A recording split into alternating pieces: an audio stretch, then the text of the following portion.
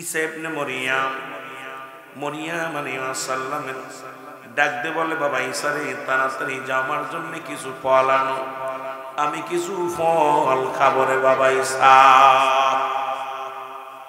ঈসা নবী ফল আনতে গেলেন, আজরাইল হাজির হইয়া গেছে। সালাম দে, আসসালামু আলাইকুম মরিয়াম। মরিয়াম বিবি উত্তর দাও, আলাইকুম আসসালাম। কে তুমি? আজরাইল কয়, ও মরিয়াম, তুমি আমার চেনো নাই, আমি আজরাইল। মরিয়াম ডাক দে বলে, আজরাইল কি খবর? বলে, আপনি তো ভালোই জানেন কি খবর, কারণ আমি আজরাইল জমিনের মধ্যে আগমন করি একমাত্র রূহ নেওয়ার জন্য। আমি দুনিয়ার মধ্যে আগমন করেছি। মরিয়াম রে, রব্বে কারীম আমাকে হুকুম দিয়েছে তোমাকে যেতে হবে, এখনই তোমার রূহটা বাইর হয়ে যাবে, জানটা বাইর হয়ে যাবে। মরিয়াম আলাইহিস সালাম ডাকতে বলে, আজরাইল,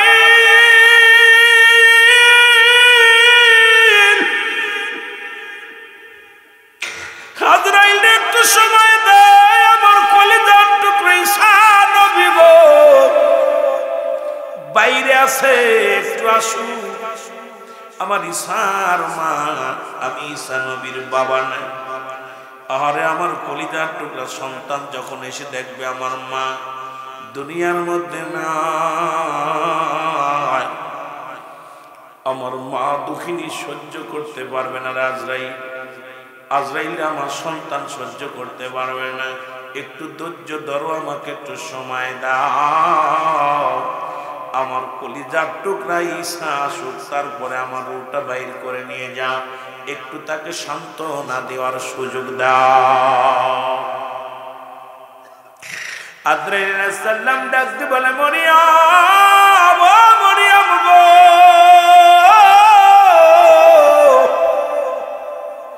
আপনার রূহটা বাইর করার জন্য আমি এসেছি, আর সময় দিতে পারবো না, একটা মিনিট আর সময় দেওয়া সম্ভব নয়। তুমি প্রস্তুতি হও, আমি আজরাইল তোমার রূহটা নিয়ে যাব।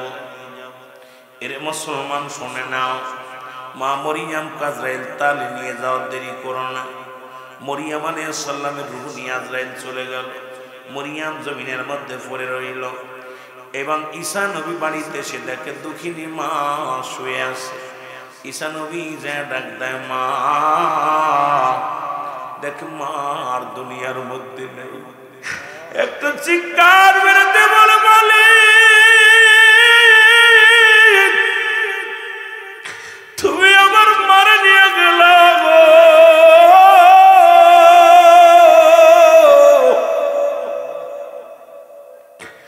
আরে আমার কে সান্ত্বনা দিবে, কে আমার বুঝ দিবে? মাকে হারাইয়া ঈসা নবী চোখের পানি ছেড়ে কাঁদতে লাগলো। হঠাৎ চিন্তা করে, রব্বে কারীম তো আমারে হুকুম দিছে, আমারে তো ক্ষমতা দিছে মরাডারে জিন্দা বানানো, আমার মাল লাগে আজরাইল কি ব্যবহার করেছে একটু জানার দরকার। ডাক দেখো, আমার আল্লাহ, আমি একজন নবী, তোমার পয়গম্বর, আর আমি হলাম এক পয়গম্বরের আমার দুঃখিনী মা হলো পয়গম্বরের মা। আমি একটু জানতে চাই, তোমার আজরাইল আমার মায়ের লগে কি রূপ ব্যবহার করেছে, একটু জানার দরকার। ও মুসলমান, মা মরিয়াম আলাইহিস সালামকে ডাক দিলেন ঈসা আলাইহিস সালাম। সঙ্গে সঙ্গে মা মরিয়াম আলাইহিস সালাম উঠে গেলেন। এরে লাফতে উঠিয়া ডাকতে বলে, বাবা ঈসা রে, তুমি আইছো, আমার জন্য ফল আনছো নি? বলে, আনছি গো মা, তবে দুনিয়ার ফল আর তোমার নসিবে না, দুনিয়ার একটা ফল আর তুমি খাইতে পারবে না। রব্বে কারীম তোমারে নিয়ে গেছে, ডাক দি গো মা, মা গো, আগে জানতে চাই আজরাইল আলাইহিস সালাম তোমার সঙ্গে কি রূপ ব্যবহার করছে। মরিয়াম আলাইহিস সালাম ডাকতে বলে, বাবা ঈসা,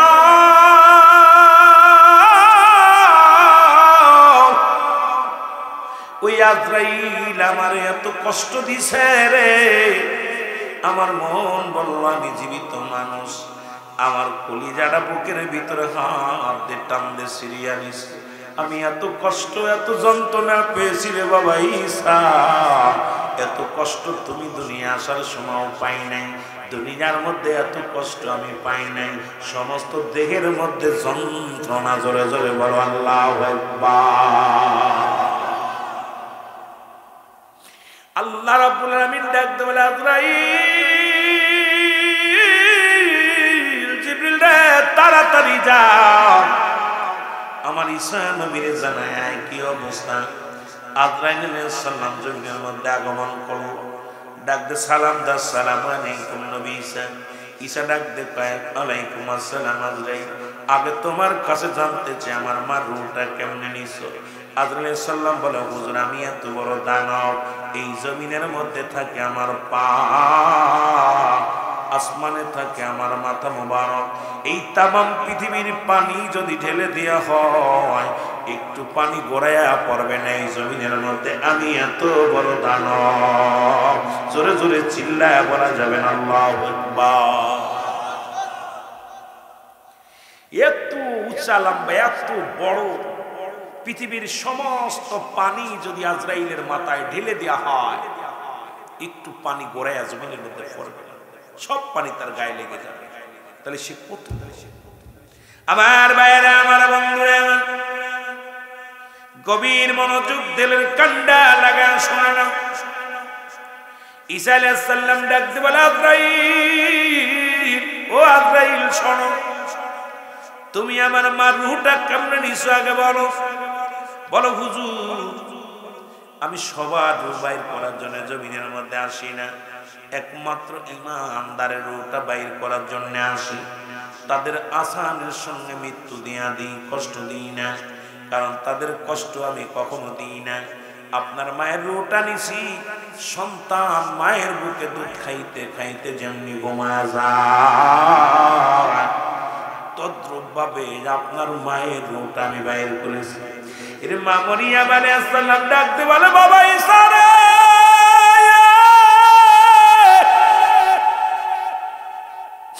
এই যন্ত্রণা যদি এত কঠিন হয় রে বাবা রে,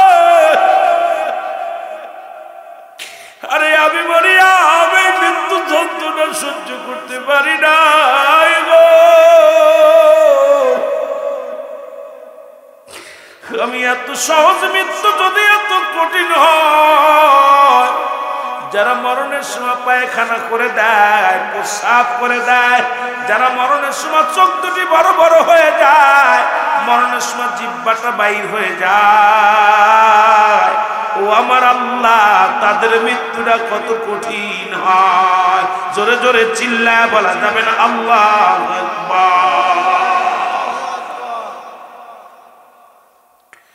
ইমানদারের মৃত্যু হয় আটা গুলাইয়া খামির বানাইয়া এর মধ্যে যদি একটা চুল পড়ে, এই চুলটা টান দিয়ে বাইর করলে যেমন অনায়াসে বাইর হয়ে আসে, ইমানদারের মৃত্যুটা ঠিক সেমনি হয়।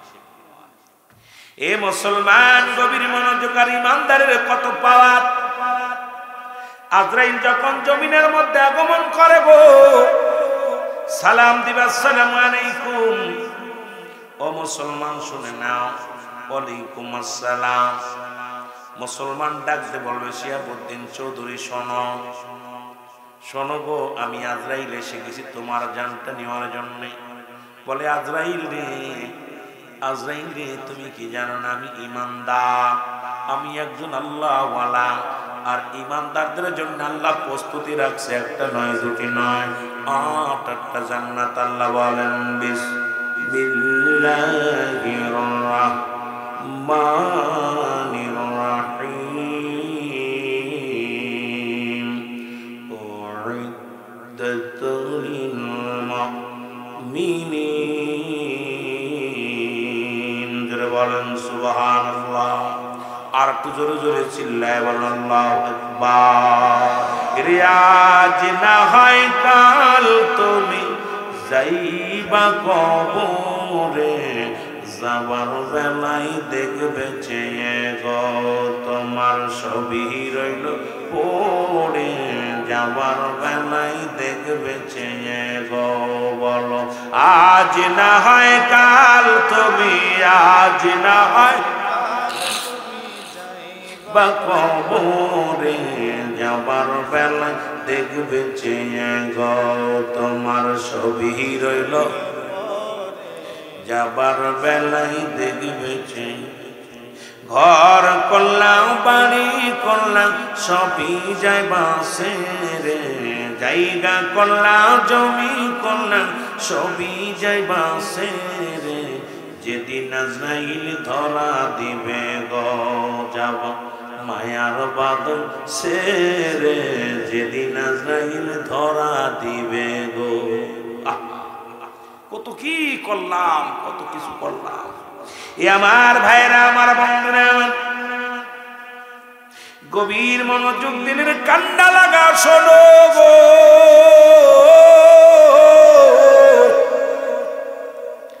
ডাকতে বলবে দুনিয়ার পিছে কি জবাব দিবি রে তুই আল্লাহর কাছে হায় হায় কি জবাব দিবি রে তুই আল্লাহ যাদের জন্য করলা কামাই কেউ তোমার আপন না ভাই কি করতেছ যাদের জন্য করলা কামাই কেউ তোমার আপন না ভাই আপন হবে নূর নবীজি তার প্রেমে বস হায় হায় আপন হবে নূর নবীজি তার প্রেমের বস শান্তি পাইবে রে ভাই আখিরাতে শান্তি পাইবে রে ভাই আখিরাতে আরে মানুষ শুধু বেহুশ আরে মানুষ শুধু বেহুশ দুনিয়ার পিছে কি জবাব দিবি রে তুই আল্লাহর কাছে বলো কি জবাব দিবি রে তুই আল্লাহর কোন জবাব দিতে পারবি না মান রব্বুকা মান দীনুকা মান নাবিয়্যুকা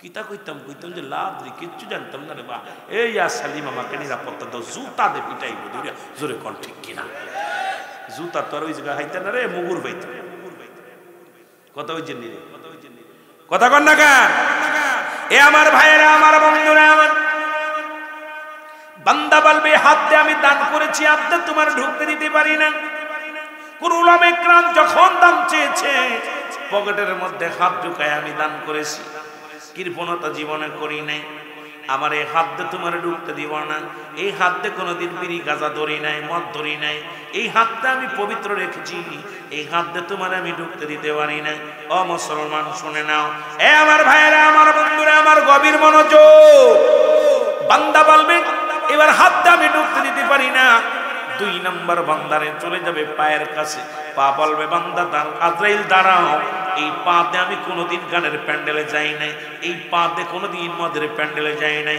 এই পা দিয়ে কোনোদিন সিনেমার হলে যাই নাই এই পা দিয়ে কোনোদিন মহিলা নিয়ে হেঁটে যাই নাই যখন আযান পড়ে যেত মসজিদে আমি গোলাম গুটি গুটি পায়ে মসজিদে চলে যেতাম যখন কোনো মাহফিলের আওয়াজ শুনতাম আমি গোলাম ঘরে ঘুমাইতাম না গুটি গুটি পায়ে আমি ওই জান্নাতের বাগানখানা আঁকড়ে ধরতাম আজরাইল রে আমার পা দিয়ে তোরে ঢুকতে দিতে পারি না আজরাইলকে এবার যখন জোর জবরদস্ত করবে তখন আল্লাহ পাক ডাক দে বলবে আজরাইল তোমার বাজে কত দেখো আল্লাহ বাজে 10টা এক কয় আজরাইলের জানটা নেওয়ার কথা ছিল 10টা 10 মিনিটই নয় 10টার সময় এখন তো 1টা মিনিট বেশি হয়ে গেছে তুমি ফিরে আসো আমার বান্দারে জানটা নিও না জোরে বলা যাবে না আল্লাহু আকবার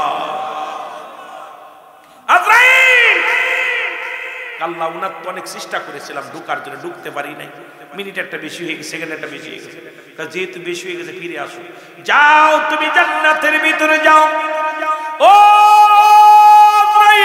আজরাইল তুমি জান্নাতে যাও জান্নাতগুলো বিবরণটা সুন্দরভাবে সেবে নিয়ে যাও ডান হাতের মধ্যে বাম হাতের মধ্যে জান্নাতগুলো দেখাও বান্দারে ওই বান্দা আমার পাগল ছিল ওই বান্দা বড় আমার আশিক ছিল যাও তাড়াতাড়ি যাও দৌড়ে আসবে আজরাইল ডান হাতের মধ্যে জান্নাত কয় যাবার আগে বান্দা গো আজরাইল দাঁড়াও আমার বান্দা আমার জন্য পাগল ছিল আমার নবীর জন্য পাগল ছিল সুতরাং তুমি জান্নাত দেখাইলে সে পাগল হবে না লেখো তুমি জান্নাতের উপরে লেখো আল্লাহু আকবার মাঝখানে লিখে নিয়ে যাও লা ইলাহা ইল্লাল্লাহু মুহাম্মাদুর রাসূলুল্লাহ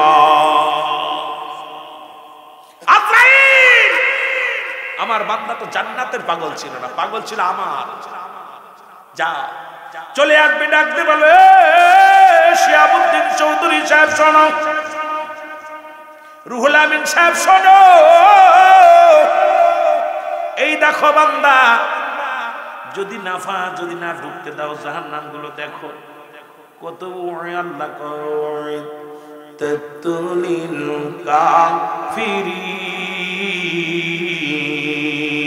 কাফের বেঈমান মুনাফিকদের জন্য প্রস্তুতি আছে 7টা জাহান্নাম।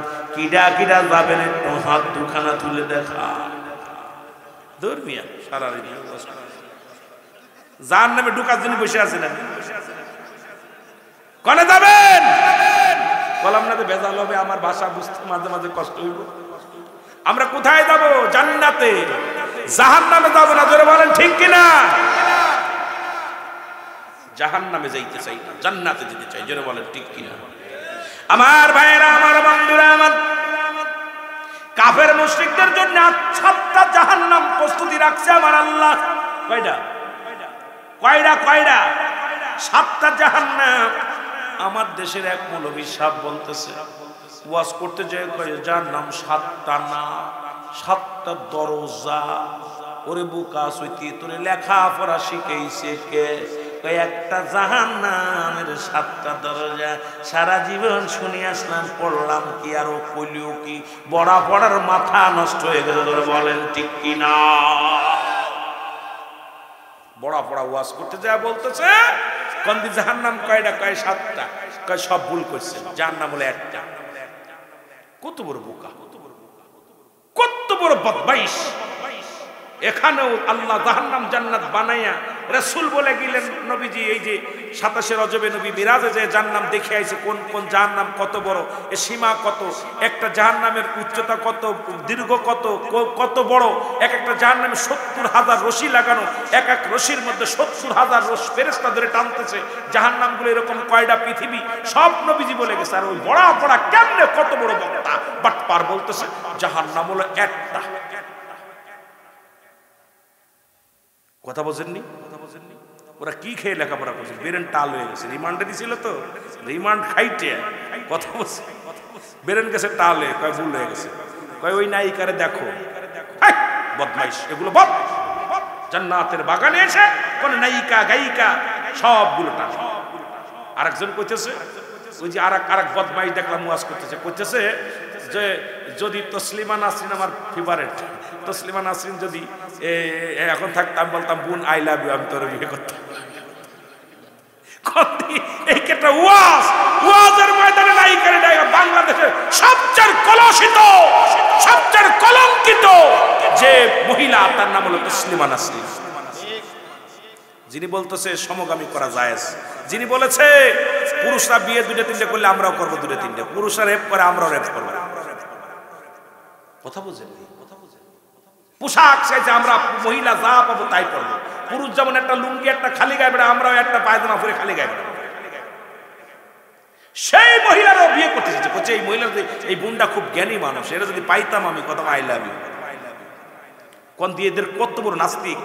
এদেশে ঈমান বাঁচানো বড় কষ্ট। যারা বলেন ঠিক কিনা? দুর্নীতির ওই আঁকড়ায় বসে জাহির করে জ্ঞান, কলম দিয়া কামাই টাকা, কলম দিয়া কামাই টাকা, আবার ধরে সাধুর ভানোরা, শিক্ষিত শয়তানোরা। আরো জোরে বলেন, ওরা শিক্ষিত শয়তান, ওরা শিক্ষিত। একটু জোরে জোরে বলা যাবে না? ওরা শিক্ষিত শয়তান। ওরা হলো জাতির নাকি মহামারী মহাতন, ফাইলে কলম ঠাকাইয়া চালাই ওরা নির্যাতন। ঘুষের টাকায় ওদের ভুড়ি, ঘুষের টাকায় ওদের ভুড়ি, করে যে টান টান। ওরা শিক্ষিত শয়তান, ওরা শিক্ষিত শয়তান। ওরা কষ্ট হচ্ছে না আপনাদের? কথা বন্ধ কেন? পারতেছেন না মুখস্থ করতে? বলেন ওরা শিক্ষিত শয়তান, ওরা শিক্ষিত। আবার স্কুল কলেজের দিকটা ভাই দেখো না চোখ মেলিয়া, মেয়েরা সব পয়সাড়িয়া আছে শুধু প্রেম লইয়া, ঠিক না?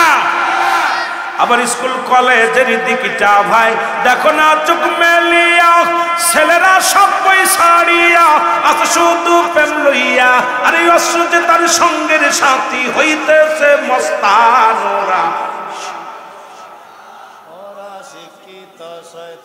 আরো জোরে বলা যাবে না, ওরা শিক্ষিত ওরা বিশ্ববিদ্যালয়, আজহার বিশ্ববিদ্যালয় পড়ালেখা করে নবীর বিরুদ্ধে, সাহাবীদের বিরুদ্ধে এমন এমন কথা বলতেছে। ওরা সব শিক্ষিত শয়তান, জোরে বলেন ঠিক কিনা? ওরা মানুষ হতে পারে নাই। আমি বলে করি, যদি মানুষ হতো আমার নবীকে নিয়ে কটূক্তি করতো না, যদি মানুষ হতো সাহাবীদের ভুল ধরতো না, যদি মানুষ হতো কোরআনের ভুল ধরতো না। আমি বলতে পারি ওরা মানুষ হতে পারে না, এই জোরে বলেন ঠিক কিনা? মুসলমান আজরাইল ডাকতে বলবে, রুহুল আমিন এই দেখো, কয় জাহান্নামের দিকে যখন ঝুঁকে যাবে, আল্লাহ ডাকতে বলবে, আজরাইল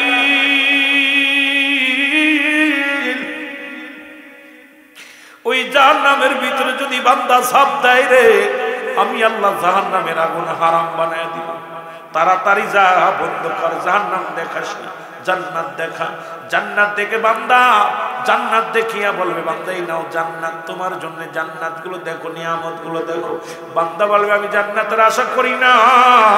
বলে, বান্দা তুমি যার জন্য এই শীতের রাত ওযু করে ফজরের নামাজ পড়তা, যার জন্য তুমি এত পাগল ছিলা তাহাজ্জুদের নামাজগুলো আদায় করতা রে বান্দা, যার জন্য এত কষ্ট পেয়েছো, হারাম খাও নাই, কষ্ট করে জীবন যাপন করেছো, সেই রব্বে কারিমের গোলামি তুমি করে আসছো। বান্দা শোনো,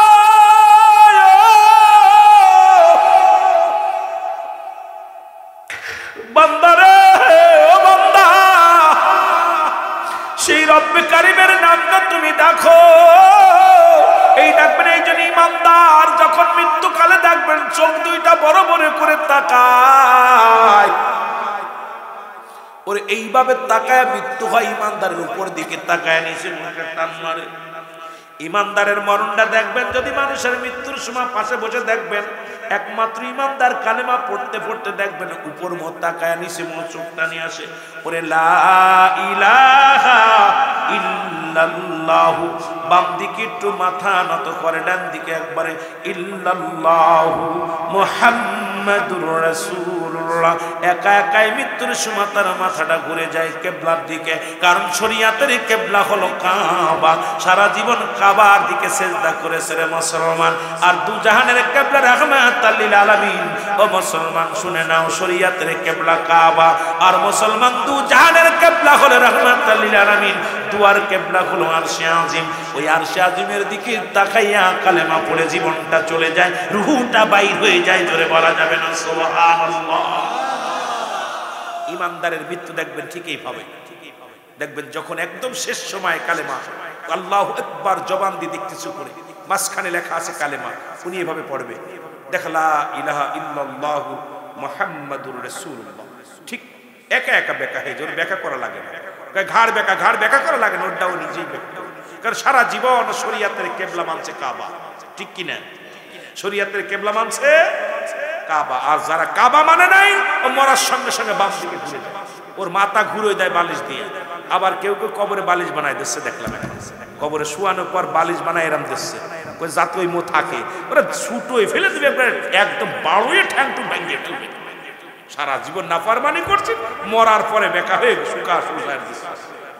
কিবলা চিনিস নাই, শরীয়তের কিবলা চিনিস নাই, তরিকাতের কিবলা চিনিস নাই, আর সারা জীবন নাফরমানি করছস, আর মরার পরে বেকা করে দিলি মনে হয় বাঁচতে পারবি। এত সহজ না। এই জন্য মাঝে মাঝে আমি বলি, মরণের পরে কয় বিসমিল্লাহি ওয়া আলা মিল্লাতি রাসূলুল্লাহ। এ ভাই গভীর মনোযোগ, সারা জীবন মিল্লাত মানে দল, কার দল? রাসূলের দল ভুক্ত করে রাখছে, সারা জীবন রাসূলের সঙ্গে বেঈমানি করছে, মরার সময় কয় নবীর দলের লোক। সারা জীবন করছে আমলিগ, এখন বিএনপি কয় আমি বিএনপি। সারা জীবন করছে বিএনপি, যেই আমলিগ ক্ষমতা কয় আমলিগ। কথা বুঝিনি, নেতারা জানে না তুমি কোন দলের লোক, কথা কই না, নেতারা জানে না তুমি কোন দল করছো, কয় না ভাই আমি তো বিপদে পড়ে তোদের সাথে চলতাম, আমি কড়া বিএনপি। কথা বুঝি, এমন পিটাই মারে, এখন বুঝবি জ্বালা, বুঝবি জ্বালা।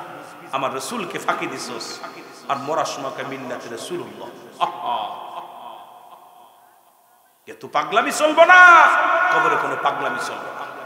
আমার ভাইয়েরা, আমার বন্ধুরা, আমার ইমানদারের মৃত্যুটা এত সহজ, এত আরামে হয়, কিন্তু বেঈমান, মুনাফিক, ঘুষখোর, গাঁজাখোরদের মৃত্যু এত কঠিন হয়। যখন আজরাইল আলাইহিস সালাম জমিনের মধ্যে আগমন করেন, আমার বাবারা, আজরাইল কোনো হুকুম নেয় না, কোনো অনুমতি নেয় না। আজরাইল আলাইহিস সালাম আসিয়া দাঁড়ায়া আপনার পাশে আসিয়া রাগান্বিত হয়ে যায়। এত বড় মুখ, এত বড় চোখ দুটো করবে, আজরাইলকে দেখিয়া রে দুনিয়ার পানিগুলো যদি তখন দেয়া হয়, এই পানি সারা পৃথিবীর পানি দিলেও তৃষ্ণা মেটবে না। তখন মানুষ ডান দিকে তাকাবে, বাম দিকে তাকাবে, কেউ আমার পাপের বোঝাটা দেখে ফেলছে কিনা। ওই মৃত্যুকালে ডান দিকে তাকাইবে, ভাঙ্গাচোরা শুরু করে দিবে। কারণ এত পাপ করেছিলাম, কোথায় জিনা করেছিলাম, কোথায় গানের প্যান্ডেলে গিয়েছিলাম, কোথায় মদের প্যান্ডেলে গিয়েছিলাম। ওই বান্দা এত কষ্ট পাবে না,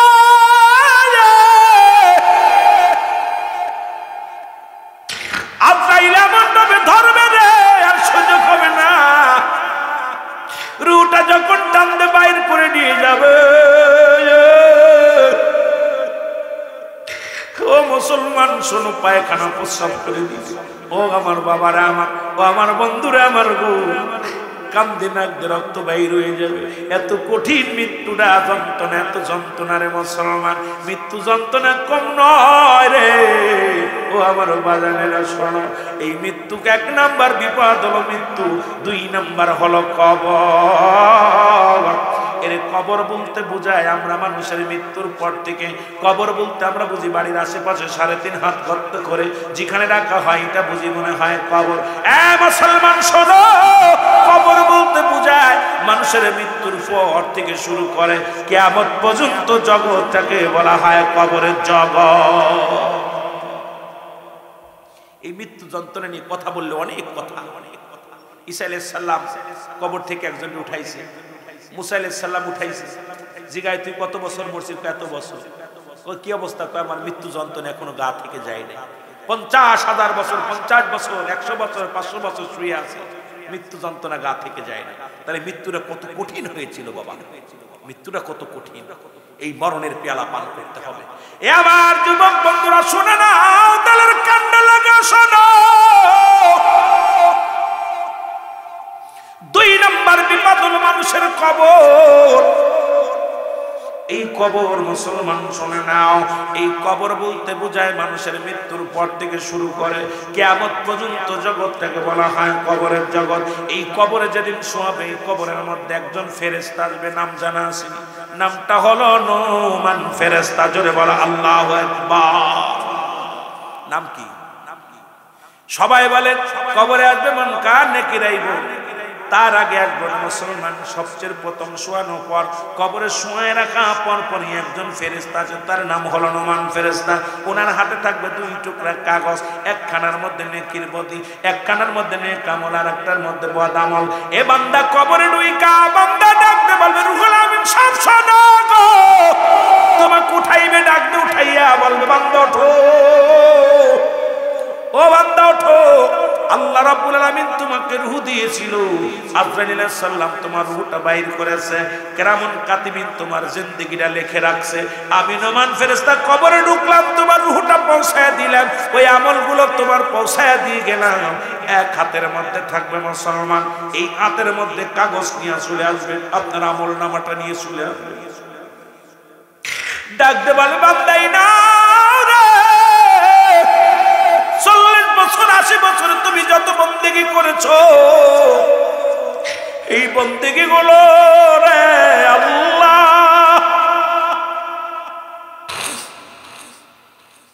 ডাকতে বলবো তুমি লিখে দাও। ওই কবরের ভিতরে যেদিন লাগবে কোনো বলবার টিপসই চলবে না, কবরে কোনো টিপসই চলবে না। আমি লিখতে জানি না টিপসই, যার আমল নামা তার লিখে দেওয়া লাগবে। এদের কেরামুন কাতিবিন যা লিখে রাখছে রে বাবা, এইগুলো তোমার নিজ হাতে লেখা লাগবে। ডাকতে বলো বান্দা তুমি লিখে দাও, ও বান্দা লিখে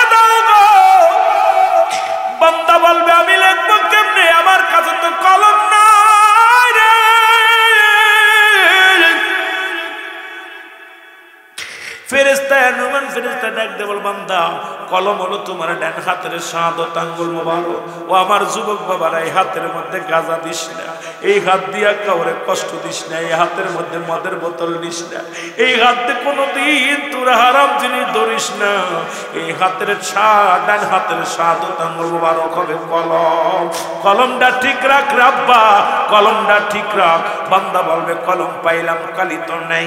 বলে বান্দারে কালি হলো তোমার মুখের থুতু মোবারক। ও মুসলমান আব্বারা শুনে নাও, আরে মুখের থুতু মোবারক হলো কালি।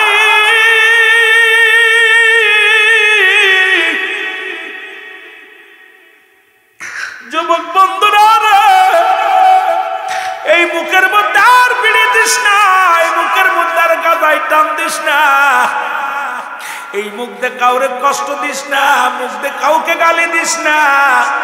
এই মুখের মধ্যে আজ থেকে তওবা করার জীবনে বিড়ি দিস না। এই মুখের থুতু মুবারক হলো মুসলমান পবিত্র কালি হবে, লেখার জন্য কালি হবে। আরে কত কষ্ট ও মুসলমান শোনো, মার গর্ভে যখন ছিলি তুই 10 মাস 10 দিন আল্লাহ রাব্বুল আলামিন তোরে মার পেটে কুরক্ত খাওয়াইছে, নাভির সঙ্গে জোড়াইয়াও তোরে মুখের মধ্যে কুরক্ত দেয় নাই। কারণ এই মুখ দিয়ে কোরআন পড়বি, মারে ডাকবি, বাবারে ডাকবি, আল্লাহ জিকির করবি, রাসূলের দুরূদ পড়বি। এই জন্য এই মুখটারে পবিত্র রাখছে। আর হিন্দুরা দেখা যায় মরে গেলে 7 গুলি দিয়ে দেয় আগুন। আর আমার যুবক বাবারা মুসলমান দেখি দিনের মধ্যে 15 বার 16 বার মুখের মধ্যে দেয় আগুন। কবরে আগুন পাবি, বিড়ি পাবি না। আজ থেকে তওবা কর মুসলমান, আর বিড়ির মধ্যে টান দিবি না, গাজার মধ্যে টান দিবি না, মদের মধ্যে টান দিবি না। কে কে রাজি আছেন একটু হাত দুইখানা মাওলারে দেখা। অনেকে উঠাই নাই, আয় হায় কপাল মন্দ। যারা উঠান নাই তাদের জন্য এটা বলি, কবরেতে আগুন পাবি, বিড়ি পাবি না। খারে জম্মের খাওয়া যত খাবি খা, কবরেতে আগুন পাবি, বিড়ি পাবি না। ফেরেশতারা খায় না ঘুষ, থাকিবে না তোর যে হুশ। মুগুর মারিবে ধরে, আরে মুগুর মারিবে ধরে, রক্ষা পাবি না। কবরেতে আগুন পাবি, বিড়ি পাবি না। ঠিক কিনা? বিড়িখোর গাঁজাখোরদের একটু কষ্ট হবে। তবে আমি আপনাদেরকে বলে যাই যুবক, এখনো বাঁচার কথা বলতেছি, বাকিটা তোর ঈমান। ভালো মন্দ এই পথে গেলে পুলিশে ধরবে, কেউ যাবে না। জোরে বলেন ঠিক কিনা? এখানে গেলে বাগে খাবে, কেউ যাবে না। আমি তোদের বারণ করে যাচ্ছি বাবা, এগুলো বন্ধ কর। যে বাড়িতে মাদক ঢুকেছে সে বাড়ি সংসার শান্তি নাই, স্বামী স্ত্রী মহব্বত নাই, ভাইয়ে ভাইয়ে মিল নাই, স্বামী স্ত্রীর ভিতরে মিল নাই। বলছে বাবা সন্তান বাবার সঙ্গে সম্পর্ক ভালো না। এ মুসলমান, এখনো সময় আছে, ফিরে আয়, ফিরে আয়, আর মাদক সেবন করিস না। তোদের পায়ে ধরে বলে যায় আর মাদক সেবন করিস না।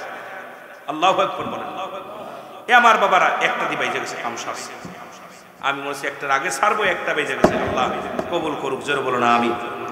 আমার বাবারা, এই কবরে হবে কালি, হবে কি মুখের থুতু মুবারক।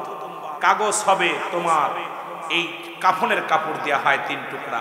এই কাফনের কাপড় খুলে নিবে, নিয়া পর বল বান্দা লেখো। সেকেন্ডের ভিতরে লেখা হয়ে যাবে।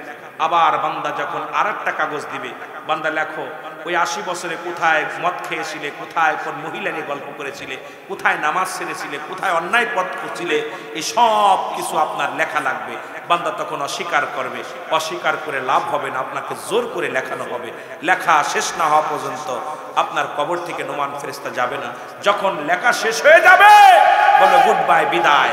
এ মুসলমান শোনো,